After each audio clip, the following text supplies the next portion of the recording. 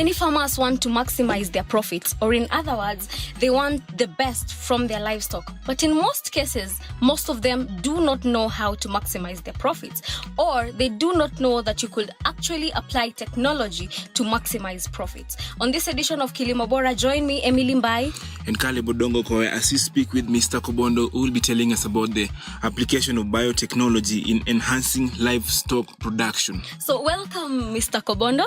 Thank you so much. So just get us an introduction. Tell us, what is this biotechnology monster that you're talking about? Biotechnology, in general terms, means applications of biological knowledge to practical human need. It means knowing the biology, then you apply the biology to meet the need of people. Or to solve a problem. So you can look at the society, you see that there is this problem, and then with your biological knowledge, you apply that and then you solve that problem. Yes, exactly. Wow. Now, if you could just give us maybe more importances apart from solving of problems. So far, biotechnology has solved so many problems that we had before. For example, we know that for example, if you're interested in a cow only produces 2 animals at any given time, or 1. But through the use of biotechnology, you can have 10. Wow. It's possible. So 10 cows. 10 cows from the same parents. Yeah. Another example is, let me give you an example of a bull. If you have a bull, let's say in Canada, through the use of biotechnology, instead of importing the bull to Kenya, you can extract the semen and bring it here. So that's where that's from the place we have the artificial insemination. Artificial insemination. So getting straight into the story, Mr. Kobondo, could you please explain to us how this technology has revolutionized animal science? A lot has been done. And I want to restrict myself to genetics and animal breeding because that's why my specialization is. If I give you an example, in animal breeding, we deal with selection and mating. Now, for you to select a cow, for example, that is high producing, you must leave the cow, you must keep the cow up to maturity, then you get you get the production of the milk, and you select based on the phenotype that is in milk production. In the use of biotechnology, you can select a cow from the womb. That's one revolutionary act. How do you do that? It's possible. It's possible. We do mark-assisted selection, and currently there's genomic selection. And that's a cow. Let's take a bull. You know that you can use semen. To inseminate. Not in the natural way, but in an artificial way. Let's say that the bull is in the USA. And you want the semen here. Would you carry the bull from the USA to Kenya? And you can't even go to the airport with that bull. Yes. So through the use of biotechnology, you can import the germplasm of that bull from the USA to Kenya. Now that is very, very interesting. I mean, I think biotechnology is all about taking control. Exactly. I think you have control over everything. If you want milk production, you can maximize on milk production if you so wish. So that one has got me thinking, Mr. Kobondo. Does this biotechnology have a history maybe? Like, where did it start? How has it grown? Or something like that? It started from time immemorial. Time immemorial. But people didn't know that it was biotechnology. But with time, it has changed. And it has changed the human nature into the extent that where we are going, we don't know. For example, we can have 2 of you. Wow. Using biotechnology. You only take your cell and we clone you from the cell. You know of the dolly sheep? Yes. So that's one example. Currently, we have got what we call the copy number variation. We are looking at how complexity of organism can be looked inside the genome and look at how specific region within the genome are copied. That also defines the difference that we see in animals as well as human beings. Okay, so does this have branches? We have talked about animals, we have talked about human beings, or are there branches in this biotechnology thing? The branches of biotechnology are into two. We have got technologies that alter reproduction.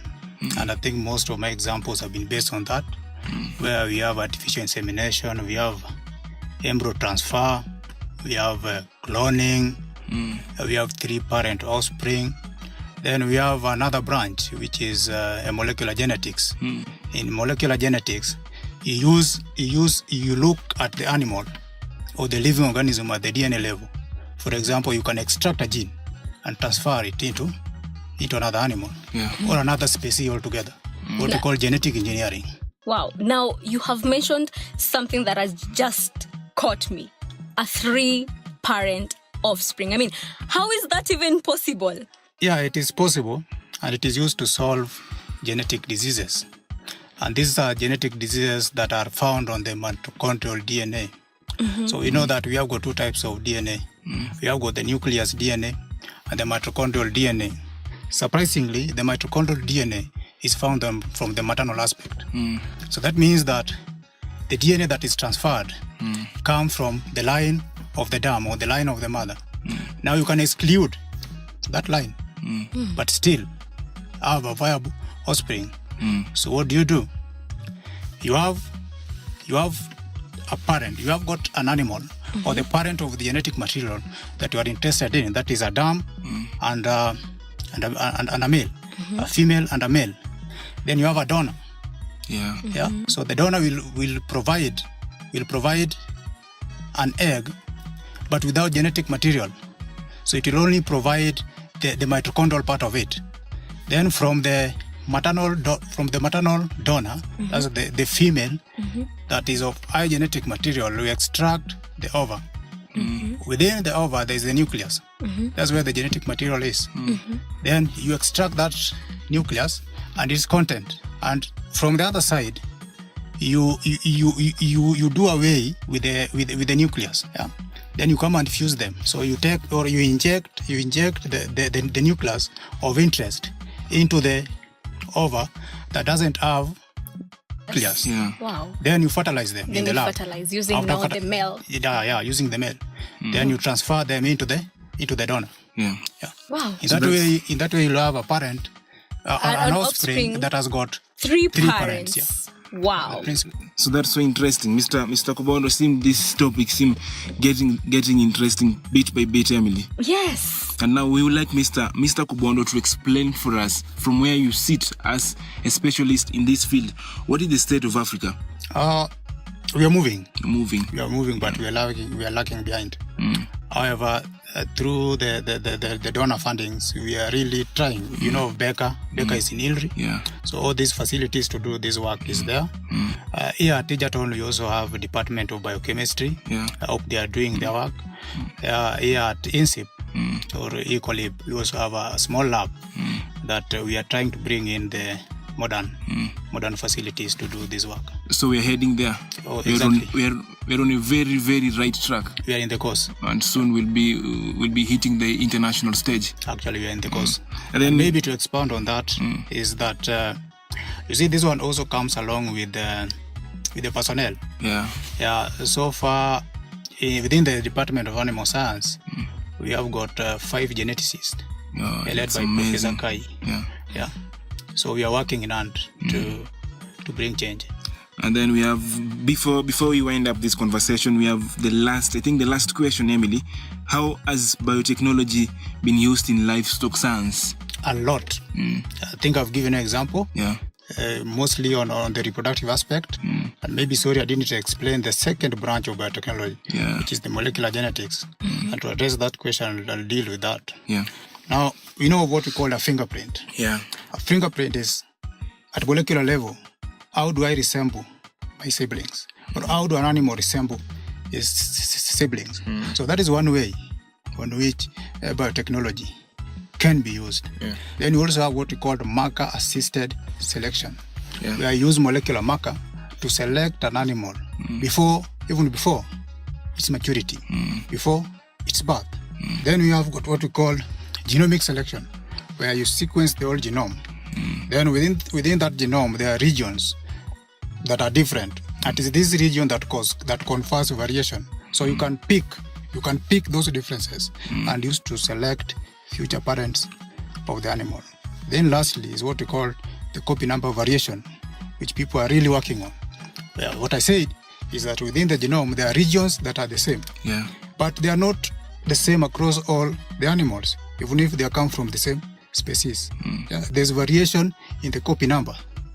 That's how the name comes, copy number variation. So you can also use that. You can apply quantitative genetics to depict that variation.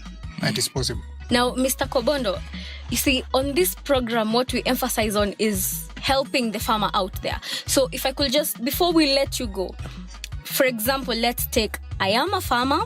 For example, let's say I'm somewhere in Nyandarua and I have had this interesting conversation and I want to apply this to maximize on my profits and output. What am I supposed to do, or who am I supposed to approach? Or is it applicable only to companies and big organizations, or can a local farmer who can afford it do it? Yeah, we have got farmers who are contacting us, serious farmers who knows that farming is business. Yes. Yeah, for example, here in Egerton and at INSIP, we have artificial insemination in chicken. So there are people who are no longer using cocks. So once they identify the cock, they call the expertise, they go, they teach them how to inseminate a chicken. That is very much applicable. Another thing is on semen. So instead of using your bull, you go to Kai's agent, who are selling semen. These are semen of high genetic animals that if you are interested in dairy milk production, you'll have your milk production enhanced instead of using the bull. So all these are applicable. Where we haven't reached because of resources is things to do with the molecular selection, because they are very expensive. Okay, now if you are a farmer out there, you know where to go, and obviously you know that biotechnology is the way to go. What do you say, Koyo? I think this for the future of an African farmer, it's simply the way to go, whether ship in or ship out. Yes, it is taking control. Basically, with this, I think you can control everything. You want more milk, you can get more milk. Get it. You want big hens, you can get them. Wow, that is pretty interesting. So it was a pleasure talking to you, Mr. Kobondo. Thank you so much for coming through. And that was it, sadly, on this edition of Kilimo Bora. I have been your host, Emily Mbai. And Caleb Odongo Koyo. Until next time, I will say God bless you.